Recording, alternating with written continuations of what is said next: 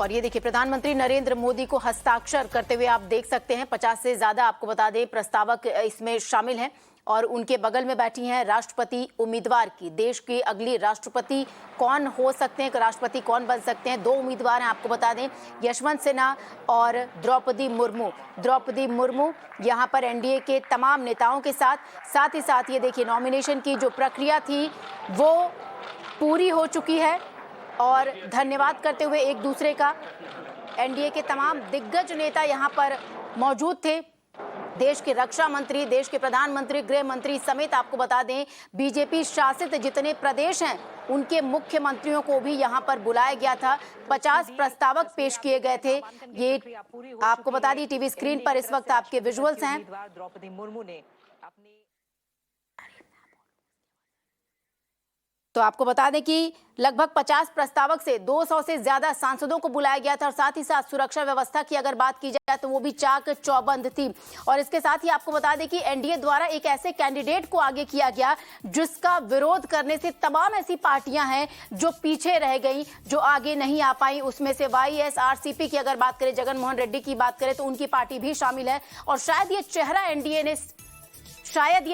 NDA ने जो सामने किया, यही एक वजह है जो तमाम विरोधी पार्टियां हैं वो खुलकर विरोध नहीं कर पाई। हमारे सहयोगी कुंदन इस वक्त हमारे साथ जुड़ गए और ज्यादा जानकारी देने के लिए। कुंदन, नॉमिनेशन की प्रक्रिया पूरी हो चुकी है और क्या कुछ जानकारी है? एनडीए ने अपनी तरफ से उम्मीदवार औपचारिक तौर पर अब एक जो प्रक्रिया होती है वो संपूर्ण हुई, पूर्ण हुई।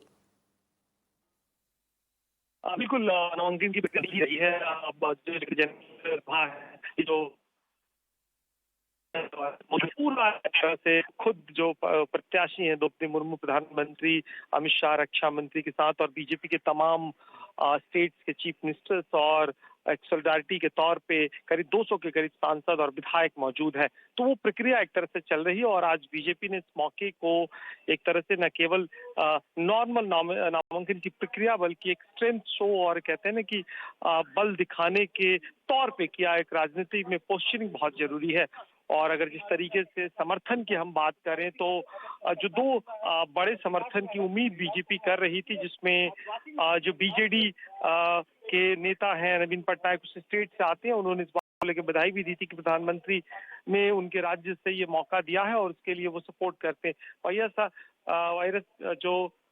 कांग्रेस जो जगन मोहन रेड्डी जो कि आंध्र के मुख्यमंत्री है, उनके पार्टी के तरफ से भी सपोर्ट आना। अगर इलेक्टोरल नंबर्स की बात करें तो बीजेपी के पास कंफर्ट मेजॉरिटी है।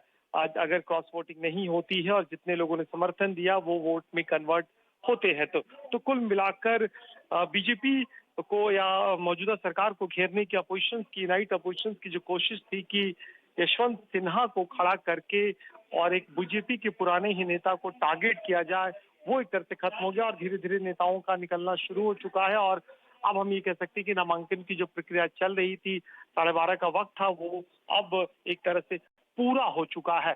सो पहला नामांकन सरकार के प्रत्याशी के तौर पे, हालांकि 27 तारीख को अपोजिशन के जो कैंडिडेट्स हैं यशवंत सिन्हा, उनका नामांकन होगा, वो नामांकन की प्रक्रिया होगी। लेकिन अब आज एक तरह से अब यूं कहें तो लड़ाई मैदान में जो राष्ट्रपति चुनावों को लेकर जो ये कयास लगाए जा रहे थे, कौन कैंडिडेट्स होगा, किस तरह के कैंडिडेट्स होंगे, कौन कौन पार्टियां समर्थन करेंगी, वो करीब करीब परिदृश्य बहुत साफ हो चुका है। जी कुंदन, आपसे जल्दी से ये भी जानना चाहूंगी, जिस तरीके से विपक्ष के साझा उम्मीदवार के तौर पे यशवंत सिन्हा को आगे किया गया है, ऐसा नहीं लगता है कि शायद विपक्ष का जो दांव था वो कहीं ना कहीं अभी से, हालांकि अभी वोटिंग नहीं हुई है, कोई नतीजा नहीं आया है, लेकिन फिर भी ऐसा लग रहा है शायद विपक्ष फेल होती दिख रही है?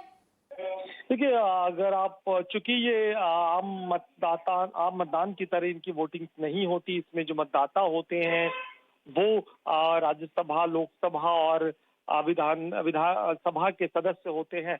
तो वो जो इलेक्टोरल कॉलेज बनता है, जिस पार्टी के पास जितनी स्ट्रेंथ होती है, तो उसके मुताबिक सरकार बहुत आसानी से अपने उम्मीदवार को जिता ले जाएगी। लेकिन जहां तक सवाल है अपोजिशन ने कोशिश जरूर की थी कि कम से कम राष्ट्रपति चुनाव के बहाने ही विपक्षी एकता को एकजुट करके आने वाले समय में खासकर 2024 के लोकसभा चुनाव में एक विकल्प के तौर पे पेश किया जाए। हालांकि कुछ पार्टियां राजनीतिक तौर पे नहीं आई, जिसमें आम आदमी पार्टी से लेकर हमने देखा बीजेडी, हमने देखा वाईएसआर कांग्रेस, ऐसे तमाम एआईडीएमके, ऐसे तमाम जेडीयू, ऐसे तमाम जो पार्टियां थी जो कि अपोजिशन की मीट में नहीं आई थी, और जो आई भी थी उन पे एक दूसरे पे आरोप लगा रही थी कि ममता बनर्जी सेंटर स्टेज अपने आप को पेश करने की कोशिश कर रही थी। किसी का आरोप ये था कि शरद पवार के नेतृत्व में एक जो फ्रंट बनाने की कोशिश की जा रही है वो सफल नहीं होगा। सो कुल मिला के जो विपक्षी एकता थी वो टूटती नजर आई और सरकार अपने मकसद में कामयाब होती नजर आ रही है। जी बिल्कुल कुंदन, आपका बहुत बहुत शुक्रिया इन तमाम जानकारी के लिए। तो दर्शकों को एक बार फिर से बता, जो तस्वीरें आपकी टीवी स्क्रीन पर है, ये राष्ट्रपति उम्मीदवार, जो पहली उम्मीदवार है, आपको बता दें उन्होंने अपना नामांकन पत्र जो है वो दाखिल कर लिया है। एनडीए की द्रौपदी मुर्मू ने अपना नामांकन पत्र भर दिया है।